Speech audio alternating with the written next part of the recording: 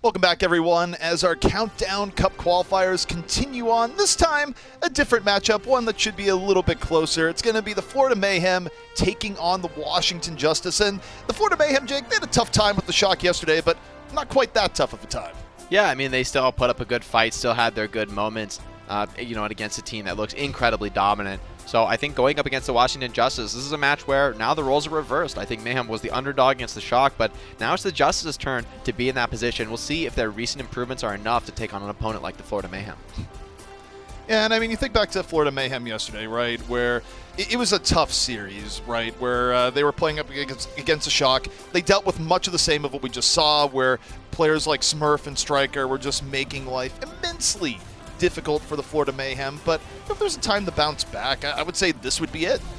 Absolutely, and I would think this is beyond bouncing back. This is a must-win match for the Mayhem. There's been talk recently with their performance not being up to the same par they set during that May Melee and to some extent the Summer Showdown. But I wonder now, are they really feeling that slippage? From being a what we're considering breaking into that top echelon of teams. Are they feeling that slippage? Are they going to come back down to the middle of the table? Coming up to playoffs, these sort of results right now are incredibly important, not just for standings, but for confidence. Yeah, and I mean, the idea of, okay, are the Mayhem still a top 5 team, right? You look at the matches they've played recently. I mean, some of these losses are very understandable. I mean, you do have an outlier, sort of, in the loss to the Outlaws. But the Outlaws, I mean, they're a weird team, Jake. I mean, something you've kind of known for their entire history, where every now and then they'll upset a team that's way above them. You never quite know in any given Houston match. But for a team like Florida that's shown such promise, it's still a little worrying that they did drop that match. Definitely. Well, I think, also it's a new hero pool, right? So a new meta should shake things up for them. I'm curious to see which one of these teams is favored. I think they both have very strong Ashe players in BQB and Stitch. Both have shown a lot of proficiency on this hero. But as more and more teams have moved to the full dive style, electing to play Tracer over Ashe, I'm really going to wonder who's going to step up better, or will they just both lock in the Ashe, unlike we saw in our last match where the Tracer was really dominant. I'm curious to see where the meta is going to break down in terms of how these teams interpret the hero pool. Yeah, and you look at the Florida starting 6 here, you question if they're going to swap anything up in terms of who's playing what. I mean, last time we saw BQB playing, there was a bit of Ashe in play, so I don't really think Florida's going to change things up too much because, we talked about in the last series, but you think about who Mayhem would have been prepping for. I mean, all their prep was probably dedicated to the Shock. Yeah, definitely teams that were focused on their other opponents, but now going up against each other and up against Tuba's Genji now. That'll be a real test for BQB, especially if he's on the Ashe. It's a hero that's very vulnerable to Genji, and with how effectively the Justice have enabled that Genji dive, they've been feeding him nanos, setting him up with halts in the previous hero pool, of course, and that's really been enabling him to shine, to be that superstar Genji player. So now I think it's going to be a little bit more difficult with the meta shifting towards dive, a little bit more reliant on individual skill from the Genji. There's less your team can do, frankly, to set you up for a great blade. But the question is, does Tuba still have what it takes to continue performing, continue being that statistical outlier, especially his blades? He's getting a ton of value off them and very consistently. Yeah, I mean, you look at the stats that Tuba has. I mean, the Genji stats are pretty impressive overall, nearly top 5 in some categories. But I think you bring up a great point when you talk about the idea that a lot of this was enabled by the rest of the Justice, as any Genji play is to a degree. But, you're not going to have Nano in play here, so you're going to have to work a little bit harder for it. But if you're a Justice fan looking at it, you're going, okay, we'll throw up behind Tuba, we'll see what happens. But I do think it's going to be an uphill battle for the Justice here today. Yeah, I do think, the Justice, they can rely on Tuba's Genji. However, the problem is they're going up against Yaki, who is a force to be reckoned with on his own, really consistent on all the flankers that he does play. So I don't think there's going to be a big mismatch there one way or the other. So to me, where I'm looking next is that tank line. And I think Roar and Jianu, they're players with a ton of potential, but Fate and Gargoyle have looked the more coordinated, I think, of the tank duos, at least in the past, at least coming up to this point in the season. Obviously, the records reflect that. And Fate, a player who I think is known to be a great vocal leader, which I think is incredibly important when you're playing a Winston dive composition. Like, there's no more important composition for your main tank to really lead the team vocally, because Winston often needs to hide, often needs to set up out of line of sight, and he needs to not only get information from his team, but also give it to them when he's going to make a play, when he does find that moment to commit. Now, as we head into Map 1 Busan, you mentioned everything the teams need to do here. When you look at the Justice, do you think there's any chance that they take a nod from APAC. You know, we kind of talked about it in this first series, but I'm just trying to reset for the day right now, cleanse the palate, and just like, this is the new start of the day for me, Jake. Yeah. You know, earlier in the day, it did actually happen. Yeah, definitely. I mean, it's possible we could see the Wrecking Ball come out, but with, you know, players like Smurf, the way they've been making the the Winston look, I just can't imagine anybody else, you know, having a real desire to switch off of it. So, you know, anything's possible here. We could see some shakeups, and if anything, that might be in the Justice interest. But for the Mayhem, I don't expect it. I think Fate is incredibly good at the Winston in particular, so it's a comfort hero for him. I can't imagine him switching it up. So the Mayhem, okay. This is a little bit interesting. I don't think it's going to be the case, but you know, you look at Justice on the other side, Roar on the Hammond, I think that could be legit. Yeah, it's possible, We'll but they're still in spawn. They're still messing around with it. I could see a Ryan comp, though, coming out on this map. I don't think that's completely crazy, just because of the nature of mecha base. If you do get mid control, you know, you can hold the choke points. But nope, just a troll. Gonna switch over to the Winston. Are they gonna play the Lucio Moira too? Florida Mayhem. I don't like this comp. I hate the Lucio Moira in this comp. I guess they're gonna play a Reaper, which actually makes it make a lot more sense, to be fair. The Reaper DPS can actually benefit from the Moira, and Roar is on the Wrecking Ball, so he might be pretty vulnerable to BQB's Reaper. Yeah, I mean, this right now, for me, it's meta. Going between regions, we'll see if Justice are able to make it work. Kind of a clash between philosophies, and Roar is already super low and gone. Roar's immediately gone. But Fate ends up on the other end. 5-on-5, still winnable for the Justice. Both teams down to main tank. And now you kind of look to the off tanks here. Janu healing back up, Tuba out of the fight, and BQB is getting a lot done right now on the Reaper. Yeah, okay, so I questioned the Lucio Moira, but I did not realize they were playing with a Reaper. This makes the comp make so much more sense to me, as opposed to when you're going to play a Tracer with this comp and just not be able to heal her because you're playing Lucio and Moira. The Reaper is a hero that actually does want to stack on top of your Zarya, on top of even your Winston, and oh no, BQB in the backline, he could get a quick two-shot here. He is scouted by Arc, but he maintains all his HP, so he could be a big annoyance here. So, right now, it's the Mayhem in control of the point, 26% to 0. Justice trying to set up the next fight. Not going to be working with a whole lot of Outlaws unless they're able to build the Transcend soon, which pretty likely. But Janu's out of the fight immediately, so probably not the best time to drop it. Reset, go again, and ooh, that's just excessive from BQB. I like it, actually, just get the solid team wipe, especially on Tuba. He's only 56% to Blade, so he has really been suffering here in this matchup. And BQB, what are you doing, man? This is not right. Is he going to die for this? His whole team is here to save him. I hope so. I really hope so. We need a little bit of justice in the world. I'm not even talking about the team. Transcendent in with Mame God. And Yaki just waits it out. Brings out the Blade right after. Not the most effective Blade. Stuck looking for targets the whole while through. Both teams still at 6 players each. This Fate goes in. A little bit of disruption. And Aim God nowhere to go. The Mayhem. A deadly dive, and, you know, Jake, I have to wonder here for the Justice, are there times where teams will kind of snap, change composition, and go, hey, running a Hammond looks good, maybe we should try it, and maybe change what they're practicing on? Because I don't think the Justice looks super coordinated with the ball right now. Yeah, I think it's also the comp from the Florida Mayhem. I think normally I don't like this Lucio Moira, especially not with a Reaper, but when you play the Hammond, that hero is incredibly vulnerable to this sort of blind aggression comp. All these supports can easily dodge the Hammond. He's not going to be able to find an easy backline pick off the way you would be able to on a Zen. And now with a massive support ult advantage, I think they're just going to go absolutely YOLO into the backline, just pop all their ultimates at the same time. And how do you survive if you're the Justice? Well, right now, you hope you get an early pickup. You hope Tuba's Blade is able to get high value. Mayhem, though, opening up with the early beat. Arc already out of the fight. Janu's down, and okay, Tuba, you're half HP. You have to turn it around with your Blade. No, you just get gibbed. And the Mayhem looking incredibly dominant right now, Jake. And really, if you think back to earlier in the day, just about as dominant as the Shock were. Yeah, I mean, this is round over. Justice just capping point, but it's a Pyrrhic victory at best. They're just getting absolutely destroyed in these team fights. Mayhem does not care at all about the point. You give all the resources towards winning the team fight, which is what actually counts at the end of the day. Getting a couple percentage of control points, sure, it's nice, but when the rest of your team's getting wiped, it's absolutely not worth it. You know, going into a long round, you need to have that ultimate economy in the right position. So for the Florida Mayhem, I think just keep doing what you're doing. The Lucio Moira that I criticize so much from Vancouver actually makes a ton of sense when you're going to play a Reaper over a Tracer. So you're talking about how the Florida composition is working, but let's shift gears a little bit.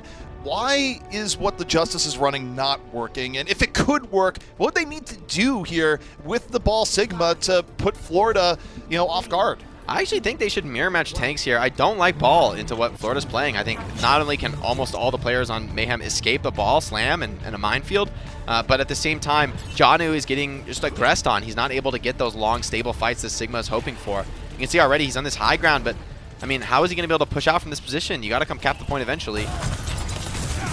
Well, one would think.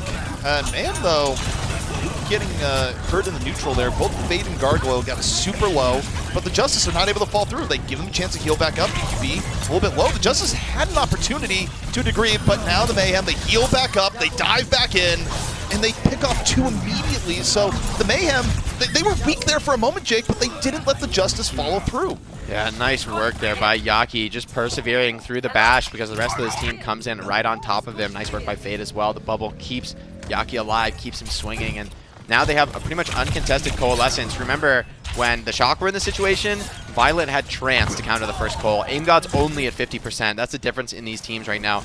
So Mayhem with the coal, they're going into the spawn. I mean, come on now, this is brutal. I just feel like this is disrespect day. This is what we're seeing right now. I mean, it's not quite as bad as the first match, but the Mayhem are definitely taking the Justice to task right now. And the Justice don't have a great response. I mean, right now you have to hope that Stitch is able to open things up with the Pulse Bomb. I mean, just look at where Aim God is playing. He's like in front of his own spawn door. I mean, you sure this is probably smart. You're just trying to build that trance before the call can come out, but you're giving up so much point time to accomplish that, and still the rest of the alts are charging for Mayhem, and still they're not even able to counter the call. It's still going to get a team fight victory. So that long waiting game trying to get trance, it's all for nothing. Also from the Mayhem, what you're seeing, Jake, is that they're not going to let Tuba win the game for the Justice. The focus fire on the Tuba has been severe, and you know the hero pool the way it is, it's not like they can run Ana to make Tuba's life any easier. I do like the Diva for what it's worth from the Justice, and oh, now Instant Blade coming in from Yaki does just force trance. Probably not going to get more than that here. Head on out and can't get away. Aim God with the punish, but the problem is BQB gets one, gets punished. Okay, the Justice is starting to go a little bit better for them. Fade's getting super low. It's going to be hard to get out. Now the Justice, the question is, can they get to point in time? We're going to swap over to the Winston, so you have a swap coming in for the Justice. The problem is Mayhem, they're delaying on point, and if Gargoyle can stay alive, Gargoyle's going to be able to land a Graviton, and okay, they go for it. They drop the beat. Graviton now ready for Gargoyle, waiting for the opportunity. And right now just hanging on because the Justice have yet to commit. Yeah, nice call as well. Gargoyle's really delaying this ultimate, but he's just waiting for that perfect timing. It might be now. He doesn't even need it still. Honestly, just save it for retake at this point. But if you kill the Zen, oh, now this fight is incredibly winnable. Gargoyle, he's eating them alive. Oh, save it! Even though you don't have to save it because it's going to be over otherwise. But it's not necessary. The Mayhem turn it back around. They drop a grab a little bit later into the fight. Fall through in the Winston, not quite there, but reinforcements are coming back out. The Mayhem have all the momentum and then some. Roar gets caught. And this is about to be the map. Yeah, there it is. I mean, there's few things as satisfying in Overwatch EP as watching 100 Energy Zarya just tear up dive heroes with no shields. Just absolutely melting them. I love to see it. And Gargoyle, incredible patience there with the grab. He just fights the enemy Genji off without even using the grab. Typically, that is where you deploy it. Enemy Genji pops blade, just grab him, you know, finish him off, deny the ultimate. But Gargoyle doesn't even need it. He just has great tracking, great fundamentals, and that just allows him to fight the Genji with minimal resource commitment. And, you know, overall, the Florida Mayhem, I just think they look like the better team. I think their strategy, because they picked the Reaper, it makes so much more sense. Like, don't play Tracer with the Lucio Marikov. You just can't even heal that hero when you're playing those supports. So play the Reaper, you know, especially you're preemptively countering Roar, who seem to want to play the Wrecking Ball, but I really think they should have switched sooner, seeing the Reaper come into play. Like, I just don't think you want to play Wrecking Ball into that hero. Yeah, I mean, I think for the Justice, it just seems like, all right, you're going to copy something from teams that have been making it work, but I just wonder how heavily it was thought through, because the Mayhem looked great, and, you know, going into the series, we have the question, are the Mayhem still a top team? Well, so far, they're proving to be every bit of it with the disparity between them and the Justice, but can they keep up this level of play for the rest of the series? That's something we're going to have to find out. We'll be back in just a few short minutes.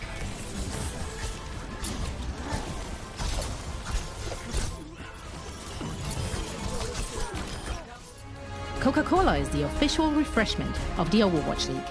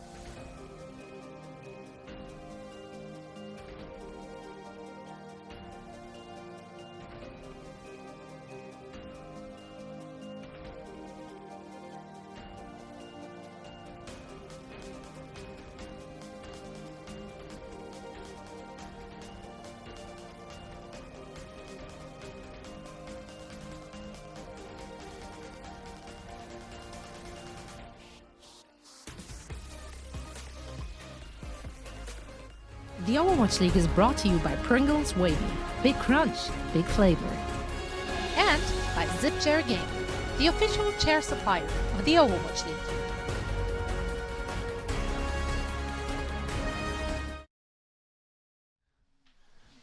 First map, it was a bit of a quick one here as the Mayhem looked to rebound following their loss to the Shock yesterday.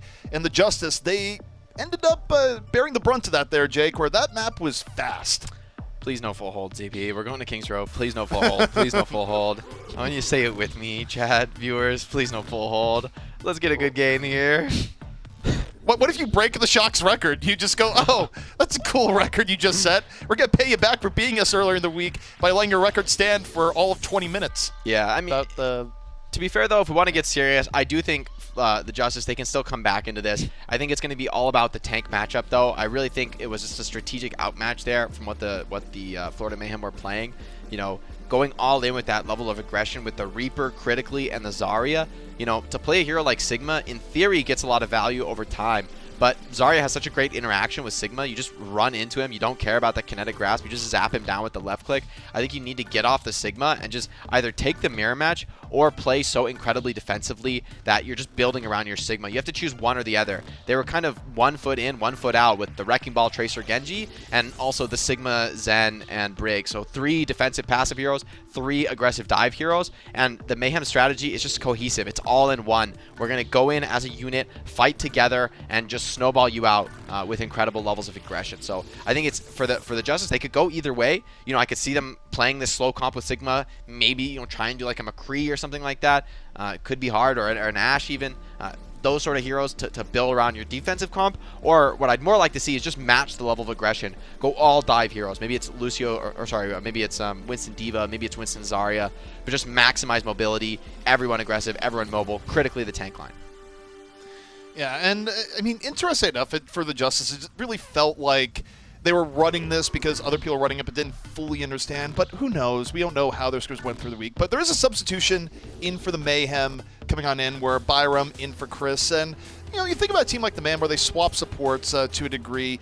What is the reason for it? Like, why would a team go, okay, you're a support, you're going to run this map, but not another map, generally speaking? I actually think for some teams it's a little bit complicated, but I think for the Mayhem it's actually pretty straightforward. I think generally Chris is the Lucio player. So this probably does signal that Florida like the Lucio strat on Busan, but that they don't like it overall, or they don't want it on Kings Row in particular, which I can't blame them for, although theoretically those brawl comps have been historically good on Kings Row. I think that's more built around the success of a Reinhardt. And when you're going to go to Kings Row, you know, I think it might be better now in the current meta to be playing a little bit of a slower backline, you know, like the Briggs End. So that could play to the Justice's favor. That's what they, you know, showed that they wanted to play, at least in the last map. So Florida now maybe in a bit of a mirror match situation. This could be a tempo swing. However, it could also be an opportunity for Florida to prove that they're just better at everything. Now, one thing that is worth noting here is that it is going to be the Justice out here on the defense first. So in terms of the entire speed run dynamic, I feel like this situation actually just makes it very difficult because Florida, even if they win the match, they're going to have to go through the entire map. So I feel like the Shock's record is safe. Look, I'm never upset getting time off, ZT, but, you know, there's a limit, right? Like, I want to cast a little bit of Overwatch every week. Yeah, just a little bit would be nice. More than 19 minutes, 20 seconds, okay? Yep, so, all right, Shock's record is safe, but let's see what the Mayhem have in store for their offense here. UKB under a little bit of pressure in the back. Justice trying to get on him. He's able to shake the pressure. Meanwhile, Yaki kind of free to do whatever here on the point, and now the Justice bringing up a little bit of progress. They have to go back and heal. Oh, John just gets assassinated. Great quick dash as well by Yaki. He goes so fast, Arc wasn't ready, so Arc just misses his bash and goes straight into the waiting arms of fate, and now Yaki's just eating them up, dashing through everybody. Quick cleanup kills, and it's just BQB on this Ashe as well, putting out a ton of damage. I feel that Justice once again have been a little bit outclassed here. You know, this BAP and Ashe comp that Florida have run before looks incredibly good. You know, normally the Zen is the hero that's going to give his team a pressure advantage, but that's just not the case when you're playing against an Ashe. Stitch, he's going to have to find dive targets, but you're diving into BAP and Brig. There's a kill from AimGod though. That's pretty valuable. AimGod has been pretty good this series so far. I mean, even as the Justice have been struggling, I feel like AimGod has been getting pickoffs here and there, applying good pressure, but you need more than just that if you're the Justice. Roar already under pressure, moving forward. Now needs to back off in a hurry, or Roar's just going to get dropped. Wow, perfect movement from was able to get away. He comes against the pack when he's at like 20 HP there, and that's the only reason he survives that dive. It was good movement by Mayhem, but they still have an HP lead. Roar can't manage to get healed up here, and that's one of the risks of running as Zenyatta. You don't have burst heals the way Bap does. You can't necessarily save a low HP Winston, just got a full reset, and we're in final fight territory on second point. Yeah, that was really interesting because the Justice, even without losing people there, they had to back out because there's just such a healing deficit. Roar, he had to get heals. No! Roar, he was going for the Primal. Yeah, he committed for the Primal, didn't get, but Tuba goes in with the Blade and might be a blessing in disguise. The Mayhem, though, still fighting back. And the Justice, I mean, they blow Transcendence, they try and stay in the fight, but the Mayhem, they're about to turn it. Yeah, the problem is that the Mayhem, they're just soft resetting here. They're backing out just enough to get their spawners, but they're not giving up any map control. So Justice, they can't take that big surround they want, and now it's Mayhem in the dominant position. They're coming back in with some ult advantage. However, Arc has the rally, which actually should be enough here. Should be able to keep them alive, especially with Roar potentially having a big initiation right now. Roar going in from the back. And the goal here is just neutralize BQB, be a huge distraction, put in the damage, force a response. Now Roar, force back, doesn't want to Primal just yet. The Mayhem having to fight on two fronts here, but Stitch gets caught. So does Fate. 5 on 5. Roar looking pretty low. Still trying to save the Primal. Would like to get healed up first. Yeah, I like this discipline by Roar. Doesn't want to overcommit ult, especially Primal. This is the only thing that his team has to work with. BQB, opportunity to get a pick, but he does flub this one. A rare mistake from BQB, but he's still getting so much value in this flank with the help of Byram. Going in here for the Mayhem, and now Roar finally uses the Primal, but look at the focus fire to the back. It forces Roar back to a degree.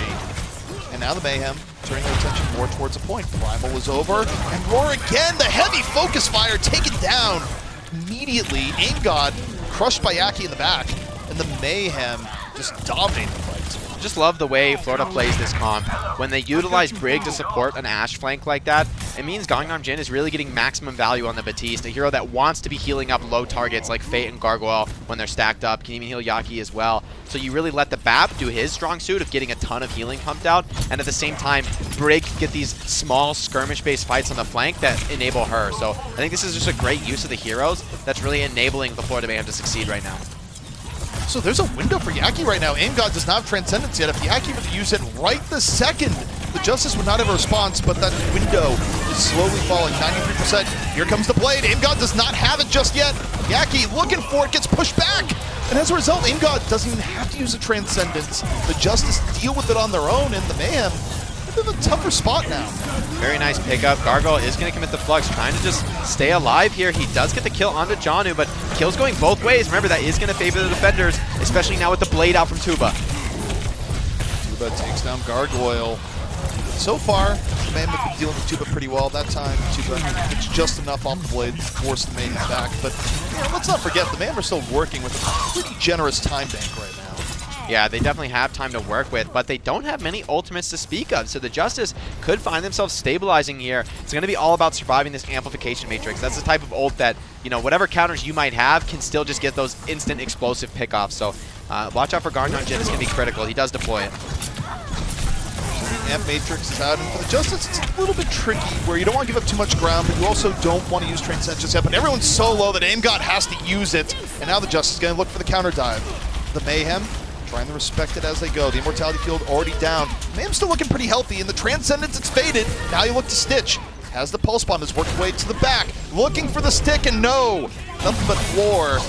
Meanwhile, you got Yaki. The Blade out, but again, Yaki in real trouble for part of this, but towards the end of the Blade, gets Tuba, and that's going to be enough. Yeah, doing the damage he needs to do. Stitch tried to delay, does force recall early, and just can't hold on to Cart any longer. Still a great cap by Mayhem overall. There were some moments of stabilization for the Justice, but you know, it really just felt like the Florida Mayhem never lost their footing on the map. At no point were they properly reset, which is really what you want to accomplish on defense. You want to really wipe the attackers, force them to, you know, clear all those corners on the map. It really slows them down. But because the Florida Mayhem, if their fights started to go bad, they were so disciplined about getting the soft reset, you know, retreating just enough to stay alive, keeping map control with 4 or 5 players so that your spawners can just go maximum speed to the front line. That's such an efficient way to play offense, but it requires great discipline. So the Florida Mayhem really showcasing right now.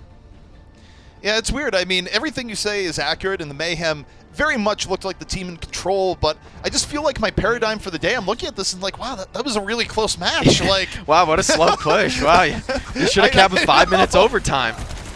I know, that's where my mind is at. I can't shift myself to anything else. I think it's like, okay, I mean, we got ourselves a match, and Justice are looking pretty good, even though the reality is that, you know, they've had a few bright areas, as you bring up, but it's still pretty much floor decided here, and you know, if you're the Justice, what do you change up? Well, right now, with the Florida Mayhem playing this comp, think about the level of greed they're fielding right now. You've got Bap and Zen, so instead of running a Brig, you're just going absolutely all in on greedy damage dealers to that support BQB's Ashe. So very heavy focus on the backline damage. Justice, they could punish this, but with Janu on a hero like the Sigma, I think he might struggle.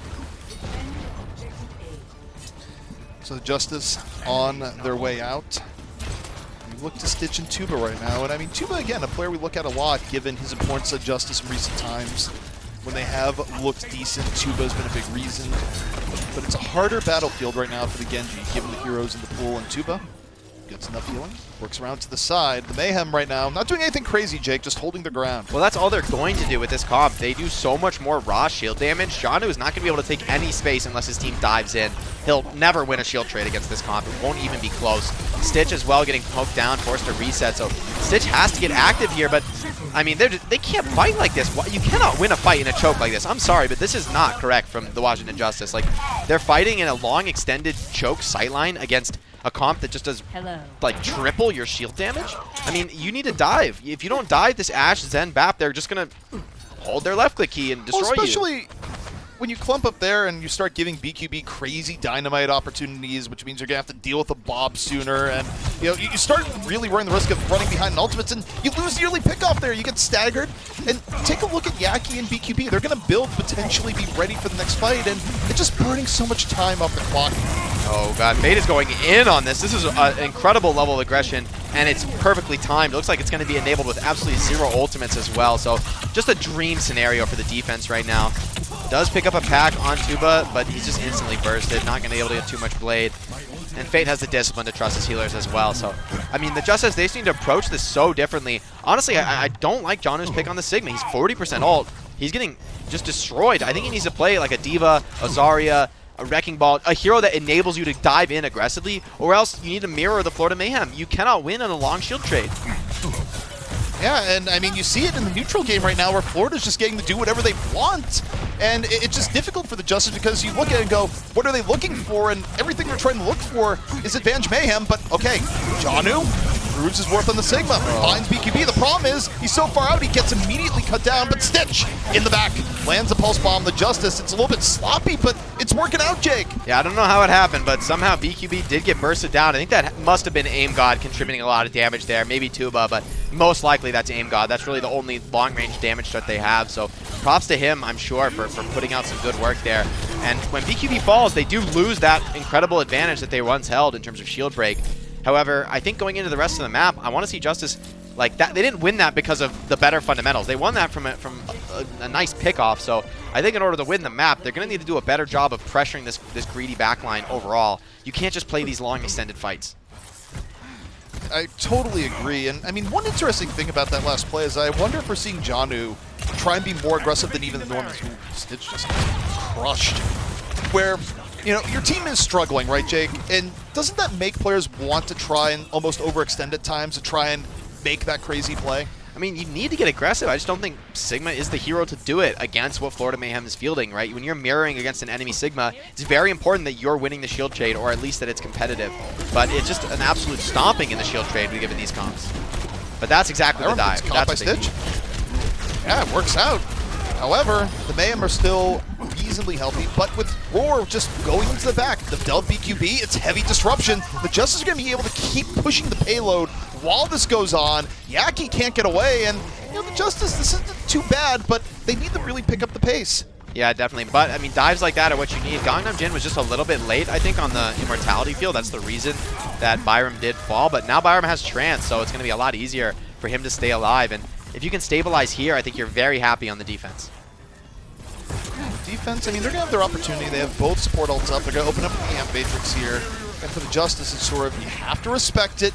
You have to wait a moment, but what you'd love here to keep the momentum, you look to Stitch. If you can land the early pulse, Janu going into the super early flux, they get BQB. Now the Justice up one already, and the Mayhem, they decide to commit. They go in, even with 5, use the Transcendence, and they're hoping to turn it back around. Tuba, down to half HP, healed back up. Transcendence invested by the Justice, but neither team really getting a lot done right now, Jake. No counter for Blade, though. Yaki has Blade, and there's no support ults left. Gonna start to pick up some big damage here. Just finds one and backs off. Actually, this is exactly the discipline I think he needed there. Fate could use some help, though, on this dive, and oh, he gets it. What a great drone there. There's no way they're gonna be able to finish him. So the Mayhem end up stabilizing. What was a very long fight without anyone falling for a while. Finally, the dam breaks. It breaks in Florida's favor. About 1:30 left, and okay, you're the Justice. That didn't work. What do you got to do? I mean, now you do have this uncontested Blade. However, Byram has switched over to the Brig, so he's got better defensive utility now. This should mean Janu has less pressure on his shield, but it's still going to be hefty with BQB playing the Ashe. Tuba's Blade, I think it's got to be big here. You know, he could always get countered by Flux, but it's just the initiation, actually, from Gargoyle with the Flux. No fear, no waiting. And I mean, he takes Aim God out of the fight, so you're Tuba in the situation. War's invested crown, but War's almost dead. There's only a minute left. I mean, there's a world where you go, okay, fight's a little bit chaotic, use the Blade, but I think it's likely going to be a hold here, especially with Janu taken out. The Justice, they have to put everything behind what's going to be that one final push. Yeah, that's how it's going to have to go, but Florida, they've done a great job meeting out the ults, you know, one by one, not overcommitting, Stitch dying late here, so it really will be final fight here coming up next. And, oh, Florida, if they set up for an aggressive play, I don't think this is going to be expected given the comp they're running, but, you know, there's no obvious counter to Bob unless you get that free opportunity to just attack him on Zen headshots only. If you're getting heavily pressured, for instance, by a Genji, you can't actually take down that Bob, so I think Florida are in great position to end the map right here. Yeah, I mean, I think you're the Justice. You hope that Janu gets a crazy early pick or something. They have to use the rally pretty early. Now here comes Yaki, looking for the pickoff. Roar cut down in midair. 6 on 5 now for the Mayhem, looking for the finish. And the Justice have already used the Flux. They didn't get anything out of it. The Mayhem still immensely healthy. And Bob just sitting there shooting on the payload. The Justice, they gotta touch it, but it's looking grim. Janu's out of the fight.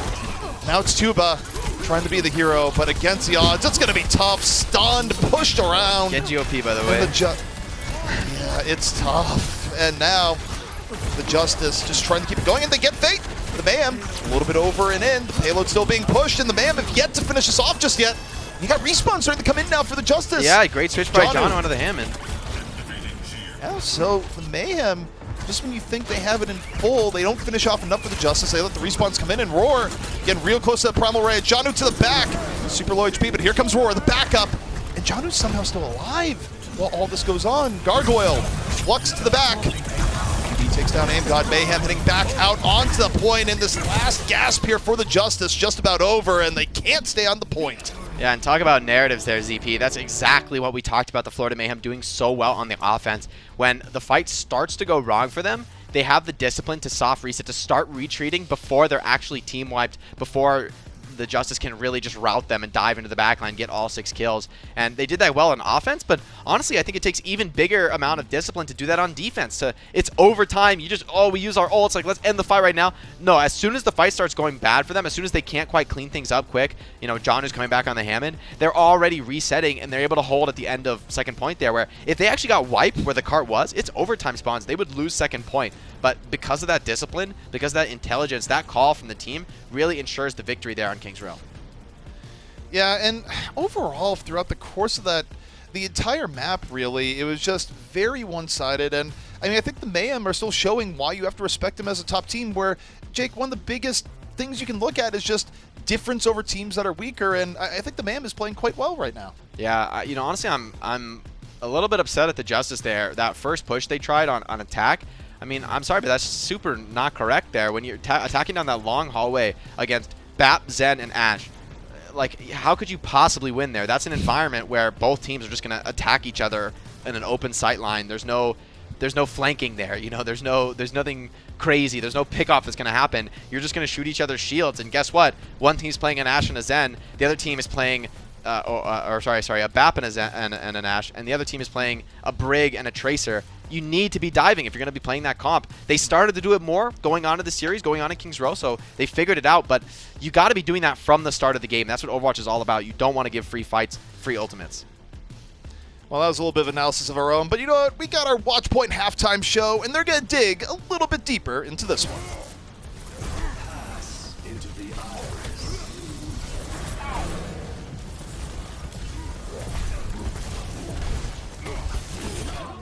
The Overwatch League is brought to you by T-Mobile. Switch today and rank up to America's largest 5G network, T-Mobile. And by State Farm. For auto, home, or renters insurance, like a good neighbor, State Farm is there.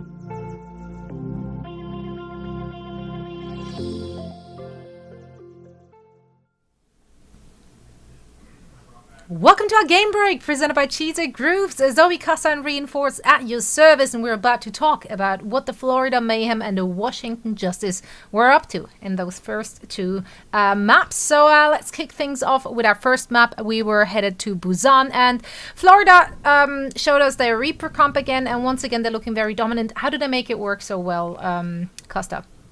It's sort of interesting. Florida are really the only team that play this style due to the limitations that we've talked a lot about. And you can just see how aggressive, and it almost feels disrespectful, the way that they play. They're just sort of like holding the choke, but then they don't wait for them to come out of the choke. They just run into their spawn. And you see it was so oppressive for the Washington Justice. It never really felt like they got a team fight on their own terms. And I think that sort of summarizes this entire series thus far. Mayhem is playing so aggressive, but Washington Justice aren't able to stop them from doing that at any point. They need to find a way to sort of tilt them off balance so that they can't just, just dive in with freedom like they are right now. Yeah, I think we've seen a lot of teams this meta so far come into matches with a game plan and then get countered by their opponent doing something that they weren't expecting. For example, I think when Chengdu and New York were playing. New York had this game plan, they were going to play aggressive, but then Chengdu played even faster. And that sort of messed up what the New York Excelsior were doing. And I think we're seeing the same thing here in that Washington Justice, they thought to themselves, hey, we're going to go into this matchup against the Florida Mayhem. We're going to be the aggressor, but then you have the Florida Mayhem, they are the aggressor, they're showing a bit of disrespect, and it really just throws the Washington Justice off guard. If we're looking at King's Row here, do you feel like Washington Justice made any adjustments? Because quite frankly, Mayhem didn't give them much room, many openings to work with. Yeah, we actually watched this map yesterday where the Florida Mayhem played against the San Francisco Shock, and the Shock played hyper aggressive, and what that did is it's like the opposite of what's happening now. The Florida Mayhem is being so aggressive on the Washington Justice that it doesn't ever feel like, it feels like the Washington Justice is always playing defensive. They're always on the back foot, just trying to deal with Yaki, Fate, and Gargo. They're just playing so aggressive, and what's happening is that because they're always on the defensive, they're never taking initiative for anything, and then the skill set of the Florida Mayhem is really shining because, you know, all of these players are so good at bouncing aggro off each other. They just have all the space, and they're just, you know, dealing with that very well, and that just gives BQB free room to shoot as he pleases. So I was about to say, so is that really what broke the Mayhem's back yesterday? The Shock going aggressive and kind of abusing the fact that they have to play the Ashe because they can't play the Genji and the Tracer at the same time? Yeah. It doesn't give the Florida Mayhem as much room to navigate with that Ashe and Genji, but we're seeing here today actually like the amount of firepower they have when they aren't when they don't have the same amount of pressure from the Shock to deal with. Yeah, and I mean, one of the people who has to put on the pressure is, of course, always the Genji player right now. And that's why in Crunch Time presented by Cheesy Grooves, we're taking a look at that Genji head-to-head. Reinforce, you were saying earlier on in our pre-show that this is the matchup you're looking out for. Yeah, and I mean, this looks cruel. This looks bad. My. But, like, I think you can really see the playstyles coming through here. So, if we take a look at the stat card we got ready here, it's not great. It's really not great for Tuba. 9.4? He's dying a lot, okay? But there's a few things that goes into this. First of all, I said that I think the Washington Justice have to be aggressive in this matchup if they're going to win. So they have been aggressive, and you can see that on Roar as well. Roar has played really aggressive on the Winston, but he hasn't really found any value. Tuba is going aggressive here, and that is why he is dying so much faster. We talked in the pre-show about how Yaki is more selective about his moments when to go in, and that's why he's only dying 2.4 times per 10 minutes. So I'm still happy that the Washington Justice are playing aggressive, and you can see that reflect in Tuba's stats. The thing is, Florida Mayhem, they're airtight. Like, it's so hard to actually capitalize off the Florida Mayhem's mistakes because they barely make any. If you take a look at the teamfight stats, I believe Florida Mayhem going into this week, they were number 1 at winning team fights. They were down 5 versus 6. So even if they get down a man early in a team fight, they're able to bring it back so many times. So you're seeing that with Washington Justice. They dive in with Tuba and Roar. They might find a pick. But the Florida Mayhem, they just bring it back because they're fundamentally such a good team. And that is why the Florida Mayhem are 2-0 at the break. Now, we're heading to Anubis next. Kasta, very quick, your thoughts here. When you're the Washington Justice right now and you're playing a composition which relies on you being the aggressor, however, you're not the pacemaker. That is, in fact, the Florida Mayhem. Is this the time where you want them to play a different comp, or do you think they should just, again, try to be more aggressive and just have a strategic kind of shift? I don't really want to see them be more aggressive, just like change their comp. I want to see them be smarter with their aggression. It feels like when I was watching the Shock yesterday, Striker seemed to just be in the backline of the Florida Mayhem and they could never deal with him. That's what I want Stitch to do. I want him to provide some space for the rest of his team. As we said, Tuba's dying a lot, Raw's dying a lot, but it feels like Stitch is not really giving them that sort of relieving pressure right now so that when they jump in, they're not being focused by 6 players. So I really want to see Stitch sort of be more of a distraction, be a really good decoy for the rest of his team so that they can be more enabled. Well, let's see if they can get it done in our second half after a very quick break. The Overwatch League is brought to you by Cheez-It Grooves. Deep flavor, deep crunch. It's a mind crunch.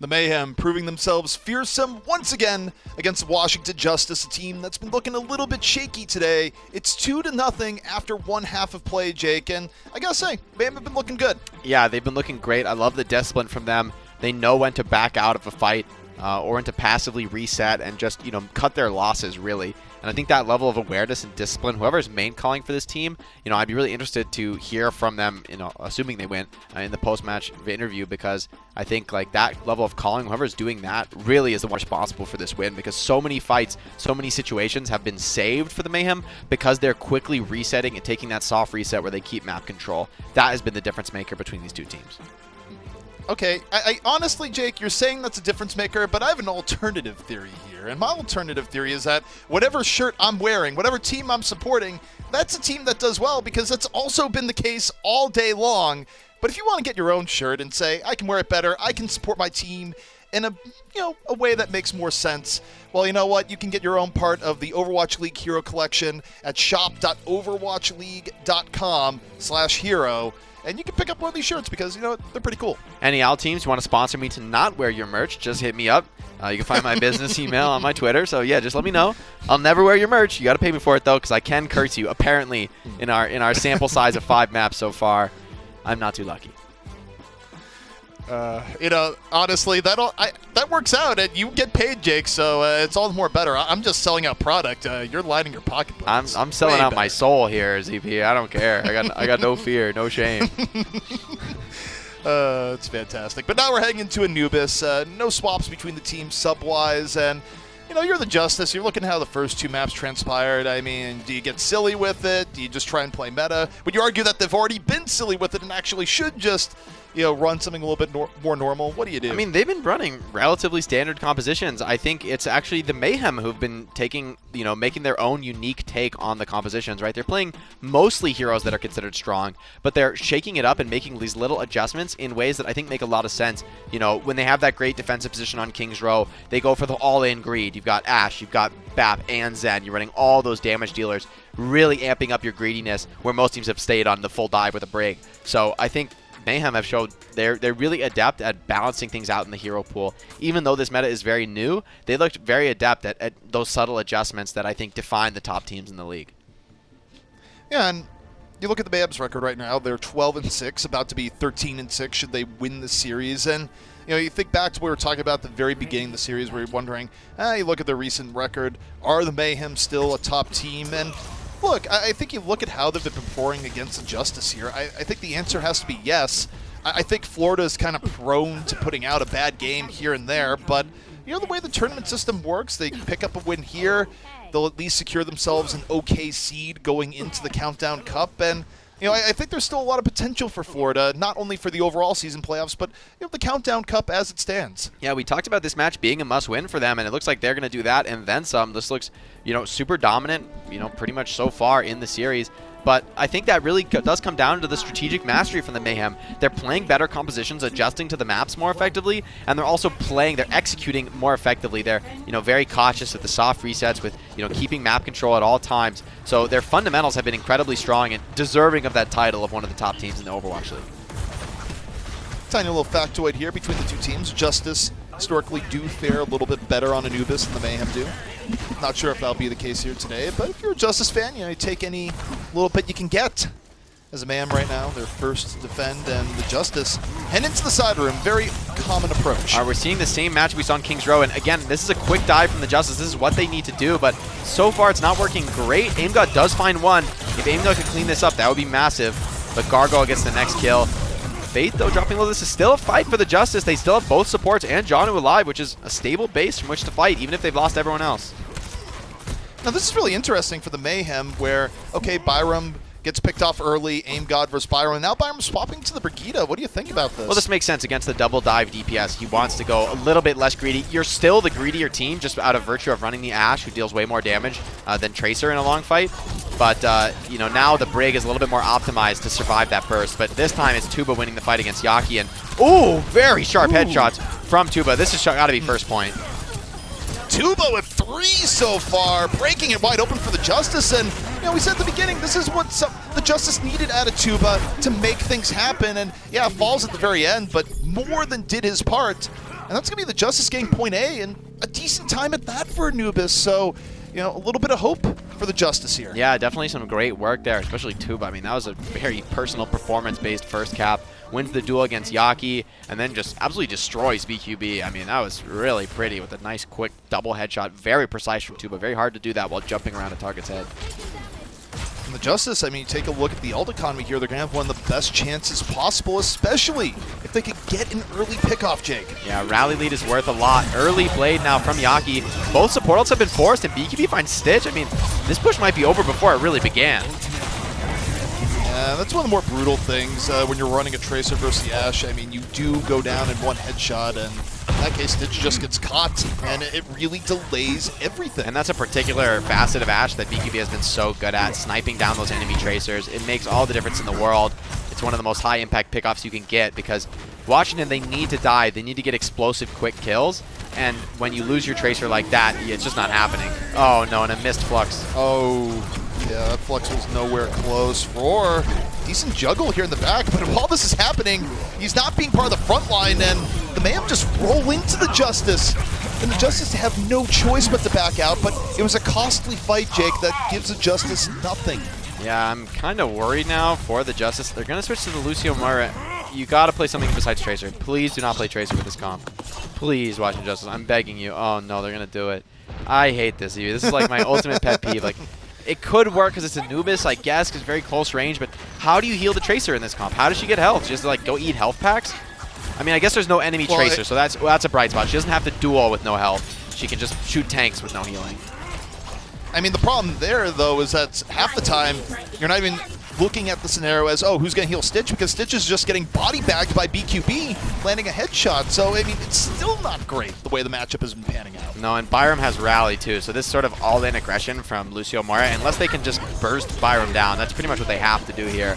Going to be delayed now by the Amp Matrix from Gangnam Gym. Shouldn't get any kills, should just, purely waste some time, but that's what you want to do on defense. Not the worst thing in the world for Amp Matrix. Justice, though, they are going to be looking to Tuba, though Tuba's going to have to run an obstacle course and then some. I mean, this isn't going to be the most well-supported blade. Should Tuba decide to go for it, Jackie brings up the blade first, and this is a nice disengage for the Justice. I like it. The problem is that not everyone survives. Roar still gets clipped at the end, and that's enough to delay an entire push. Even with Fate dying, this favors the defenders. Yeah, it does. Still an even fight, and Sigma's getting a lot of value. Tuba is low, and he just gets chopped down. Yaki, a little bit of revenge there for first point. Stitch's pulse bomb does find BQB, though, so we still got something going here, but I think Bob is just more than enough here.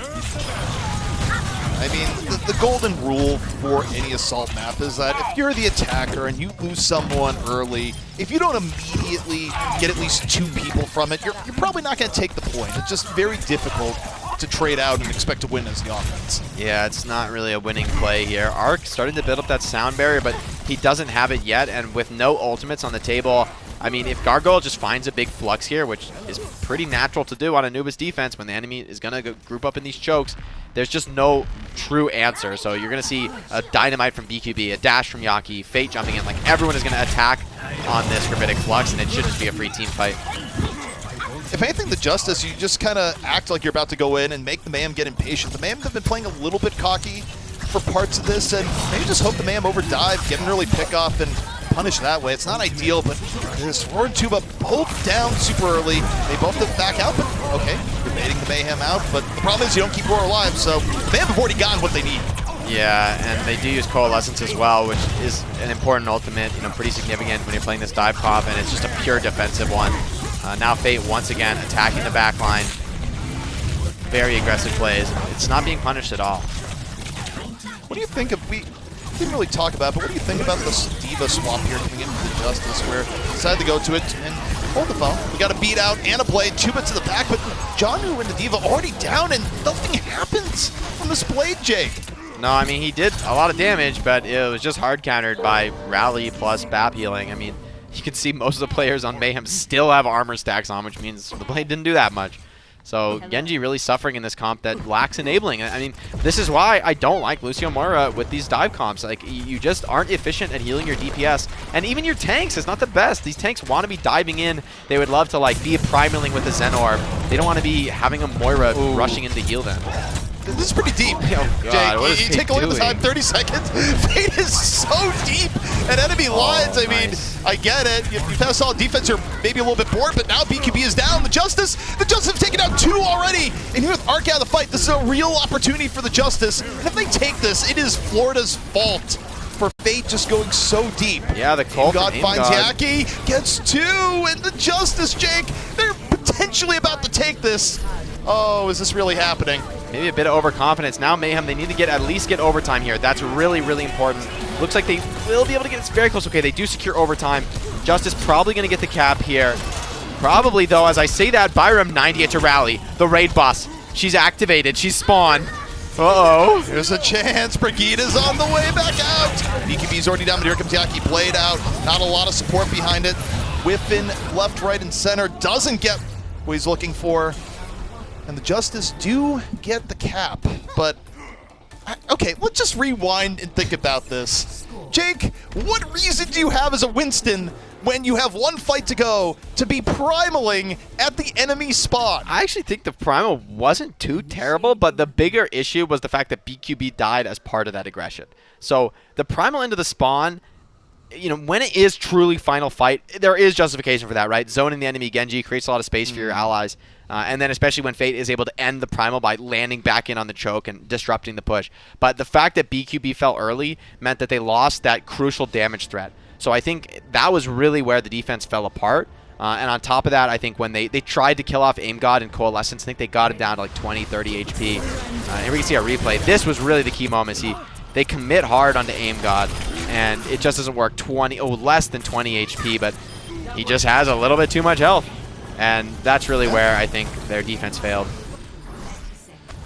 So the Mayhem, they had it locked down. It gets away from them. The Justice still in the map. But on the same note, finishing with no time left remaining puts herself in a tough spot. It means that the Justice are going to have a pretty significant defense here, at the very least, burning the Mayhem down to under a minute time bank-wise. And you know, I think the way the series has been going so far, it's a tough ask. Yeah, I'm a little bit scared for the Justice right now because the Mayhem have a very effective long-range damage trading comp. Justice, they need to dive aggressively. If nothing happens, if the fight's a straightforward damage trade, then I think Florida win this every single time. The BAP drone is just going to get too much value.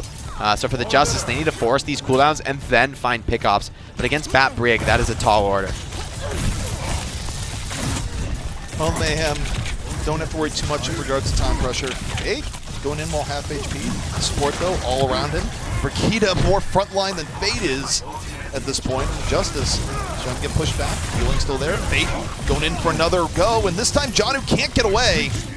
Easy early pickoff here for the Mayhem, and it's surgical right now, Jake, as Roar falls. Yeah, I love the way they're overlapping their aggression. Fate leads the charge in. His teammates take that space, and then Fate's able to retreat, get health, and he's right back into the fight, once again assaulting. So Fate clearly is just leading this team so effectively right now. You know, those dives, they don't look like he's doing absolute maximum damage, but that's not what he's focused on. He's focused on bubbling off the enemy Sigma so no support can come in. And remember, there's no BAP drone, so, you know, if you do isolate that Sigma from heals, he's essentially a free kill. Roar is going to have instant spawn, so this shouldn't be a snowball, but the ultimates are, I think, what really will make this a snowball, especially because Arc's 30% away from that rally. So if they can find Arc before rally, that is going to be the crucial thing to making this snowball happen. But what a headshot! Oh. BQB taking the game into his own hands, finds Tuba, Roar's on the ground again, and the Mayhem not wasting any time at all on this attack. I mean, the Justice, they're just about as good as done here. Bob's still in reserve, Blade's still in reserve. The Mayhem have to make a crucial mistake for this to be brought back at all. Roar's immediately taken down, the Blade is out, and yeah, that's a time bank. Well, it's not over. Is a factual statement. Technically correct. I mean, theoretically, you look at the game, were the Justice to hold 5 minutes and 17 seconds on point A, not only would it be the longest point A hold in Overwatch history, I'm pretty sure. I mean, stats can confirm, but I would be shocked if anything was longer. on point A alone. It's been pretty rare But to even see a time bank like this, much less that the defenders actually hold it. I mean, the ask here is monumental because Florida Mayhem, they're going to have, like, what, 3 to 4 opportunities to have, not just, like, an ultimate.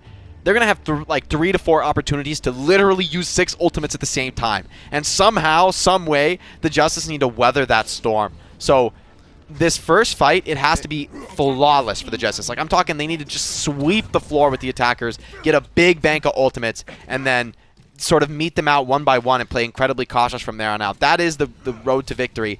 But I mean, the Mayhem have been winning every fight here, so... No, it's not the road to victory. That's the road to a draw. It's not... That's the road to... It's not over for a longer period of time. That is what that's the road to. Yeah, so it's not even that sweet after you do that amount of work, which would be legendary. It'll feel like a victory. If they can do that, this is like bigger than winning a map mentally, if you can somehow hold this. So this would be a massive mental turnaround. However... That's the story. Let's talk about the raw gameplay difficulty here and the switch back to basics. This is exactly what the Justice were dominated with on that first round, BQB's Reaper. And you can see the Roar's like, I don't want to fight that. I'm running. Yeah, and I mean, if Roar gets picked off, that's probably going to be it. BQB, they up to the top already. The Justice, a good, decent spot to kick things off. They take down Fate. 6 on 5, but for the Justice, they have to be perfect, Jake. Even losing one person leaves you open to attrition. And there's the first kill. Aim God's down. However, Mayhem's very low. This could be big dash resets here for Tuba. But still, kills are going both ways. Aim God, he won't be back for the next fight. Justice, they really want the cleanup, but they cannot afford to lose another player, so they've got to be cautious. So the Justice, I mean, they get over the first hurdle.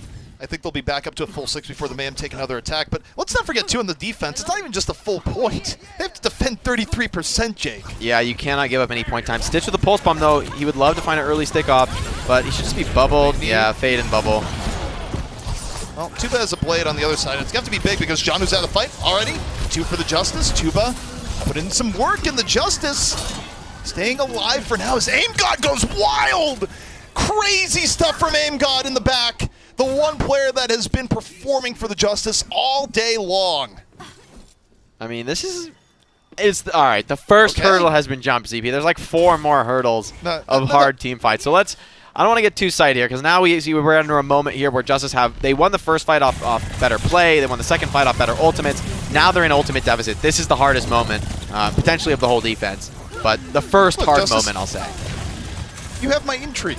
If Stitch could land a pulse bomb here, you buy yourself more time, and suddenly there's a real light at the end of the tunnel.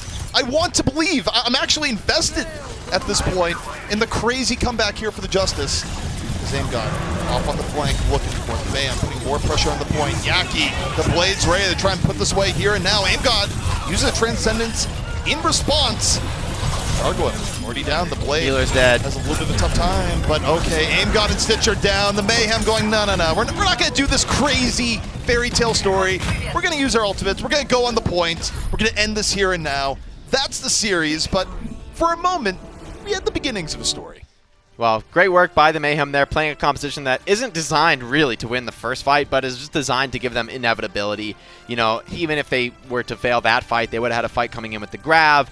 You know, so it's really just a matter of time. When you know that your win condition is 33% on first point, you can play these sort of more esoteric compositions that you don't normally see, pulling in those big, heavy ultimates like the Graviton Surge, giving you inevitability. So I like the decision-making from the Florida Mayhem.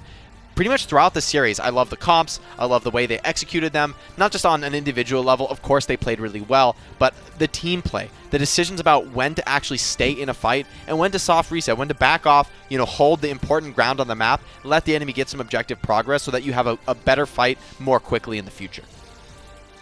Yeah, I mean, I think you look at the Mayhem's play over the course of the series, and it was just solid. It was good. And, I mean, the Justice, by comparison, the Justice definitely looked a little bit lost at points, not at times running compositions that made the most sense. But, you know, to a degree, you look at that, and the Mayhem were just punishing them at every possible opportunity. So I think this was a really big bounce back for the Mayhem, but not just the Mayhem as a team, but Fate as a player, going to our player of the match presented by Xfinity, and this is a great series for Fate on the whole. Yeah, a well-earned player of the match in my opinion. You know, just watching the Mayhem play, I feel like what defined this series was discipline. The fact that they're not only able to change strategies and play, a plethora of different strategies around, different fundamentals, the Zarya Reaper with the Lucio Moira, or playing, an Ashe comp with the Vapora Zen, or even keeping the Ashe but switching the support line. Like, all those subtle adjustments, they may not seem super significant, but they really do change the way your whole team plays. And the fact that Mayhem can just sort of tap into whatever they feel is best in the current moment, that's the mark of a top team in the Overwatch League. And another mark of a top team is that when you play a weaker team, a team that might be struggling against you, you never let up the pressure. You never sink to their level. You never start making mistakes that allow them to get back into the match. And that was just textbook Mayhem right there. They were playing so well from start to finish. Just great work from the Florida squad. Yeah, and I will say here, obviously player of the match, it's something that focuses on the winning team almost always, but I do want to give an honorable mention to Aim God for the Justice, where I feel like for the Justice, okay, a lot of things were not working today, but throughout the course of the series, I felt Aim God was remarkably consistent, a big bright spot for the Justice today. We thought we'd be more Tuba-centered. Not that Tuba was playing badly, but I did really like how Aim God played today. Yeah, I agree. I think the Zen was pretty strong out of Aim God. He had a lot of good openers that really got the Justice back into momentum, got them fights going, where they overall, I think as a team, their dives were looking really lackluster. But when Aim God finds a huge burst of damage that they can capitalize on, those were the moments that they started to gain momentum. So you do have to give props where props are due. But ultimately, this wasn't a series that could have been decided by one player getting picks, right? The Mayhem, they're just too solid for that. If you're going to beat this team, you need to have a stronger foundation. You cannot be relying on pickoffs. Sure, sometimes, BQB is going to be overconfident because he is landing so many shots. So sometimes he's going to overextend, get cut down in the open sight line. But for the most part, it's the Mayhem who are protecting him and enabling him to do that. Now, one thing that I felt was very interesting in terms of just flow of the game, and it's because you bring up BQB, but you look at the other end where you have Ashe being run on one side, a lot of Tracer on the other, and it was a tough game for Stitch, right? I think for a lot of it kind of felt like Stitch was invisible, and you look at that, how much of that was on Stitch and BQB on a personal level, and how much of that was just on the composition matchup between the two teams? Well, personally, I just don't like to. I think individual skill is something that you just can't know unless you're to actually sit there and just watch his POV the entire time to think about when he could have played better or worse. But I think mostly this was a compositional and a strategic execution failure for the Justice. They're playing a comp that absolutely must dive.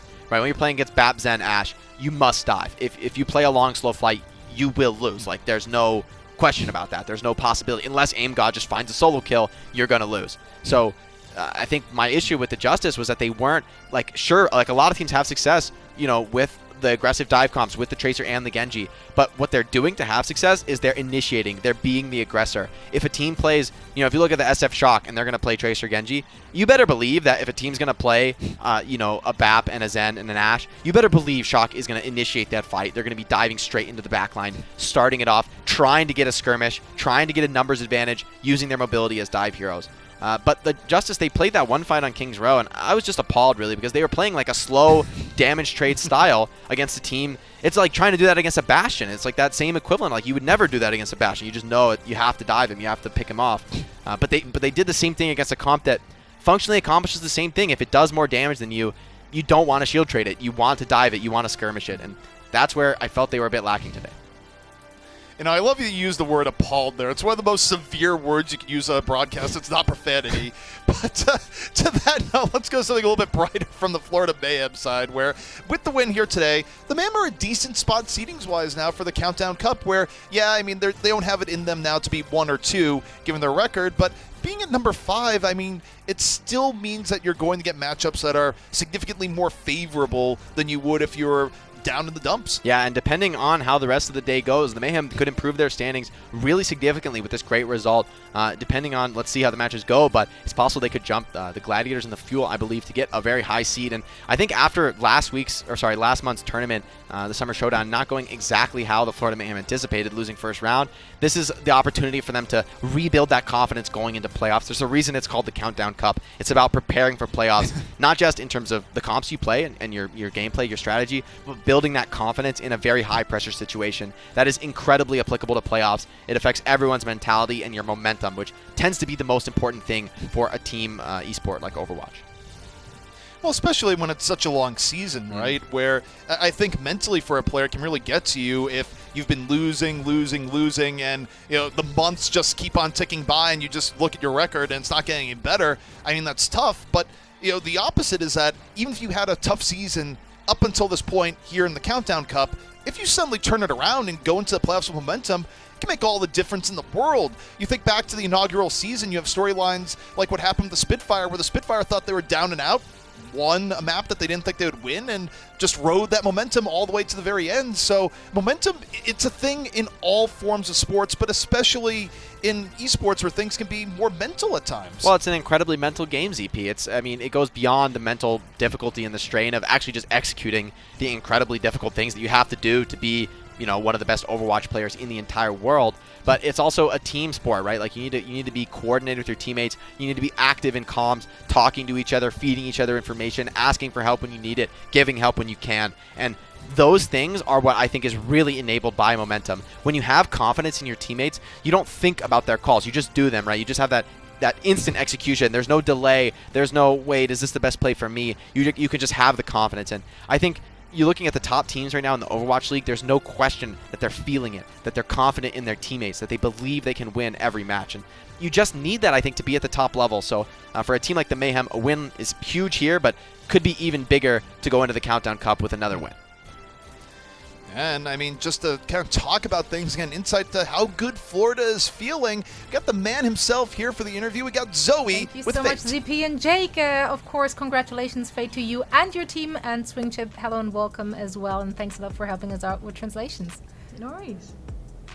All right, let's dive straight in. You guys unfortunately lost against the San Francisco Shock yesterday, 3-1. What were your takeaways from that match? And did you make any adjustments overnight coming into today's match? 자, 일단 판슨 선수 우승 축하드리고요. 저희가 이제 어제 아쉽게 쇼크한테 패배를 했잖아요. 근데 그 경기가 끝나고 저희가 배운 점이 있거나 수정한 부분이 있나요? 사실 게임 플레이적으로 수정한 건 크게 없어요. 크게 없고, 사실 저희가 이번 밴 메타에서 굉장히 성적이 나쁘지 않았거든요. 근데 이제 어제는 좀 선수들이 전체적으로 심적으로 많이 살짝 축돼 있는 것 같은 살짝 있어가지고, 그래서 게임 플레이보다는 자신감 쪽으로 좀 많이 끌어올려서 오늘 그 실력이 제대로 좀 나왔던 것 같아요. So he said, to be honest, we had the same play, no big changes. This hero pool was very advantageous to us, so we had really good results in our scrims. But when we played against Shock, we played scared. So it was more of a confidence issue than a playing or a strategy issue. So today we made sure we came in confident and we got that win. Yeah, you definitely played aggressive. There was no time in that match where Justice really ever were in charge of the pace of that match. Now, this is something we've discussed a lot, the casters have talked about, we've discussed it on the desk, but do you think that the fact that Yaki plays your Genji as well as your Tracer is maybe exploitable by other teams, or at least maybe a little bit restrictive for the Mayhem? 그래서 이제 저희 경기를 봤을 때 저희가 저스티스한테 진짜 손쉴 틈을 하나도 안 줬다고 생각했대요. 이제 보시는 분들도. 자, 그다음에 다음 질문은 이제 저희 팀은 이제 야키 선수가 트레이서랑 겐지를 둘 다 맞는데 다른 팀들이 봤을 때 그게 저희 팀의 약점일 수도 있겠다고 생각하시나요? 아니요, 사실 잘 하면은 약점이 아니라 생각하고요. 뭐 하나라도 못하거나 좀 다른 포지션 선수들이 못하거나 그러면은 당연히 약점이 될 수 있는데, 그냥 다 잘하면은 솔직히 모든 거를 카운터 가능하고 또 모든 거를 이길 수 있어요. 그냥 약점이라고는 생각 안 해요. So he said, nope, he's good at both heroes, so to us it doesn't seem like a weakness. He does well in whatever hero he needs to play, and our team makes sure like we're playing properly to kind of accommodate that as well. So in his opinion, he doesn't see it as a weakness at all. Well, that's wonderful. I do love the confidence, and I can't wait to see more of that from you and your team. Fate, Swingchip, thank you both so much for joining us. Thank you. Thank you. We're gonna head into a very quick break now, and then we're back with the next match of the day. The Boston Uprising will face off against the Dallas Fuel.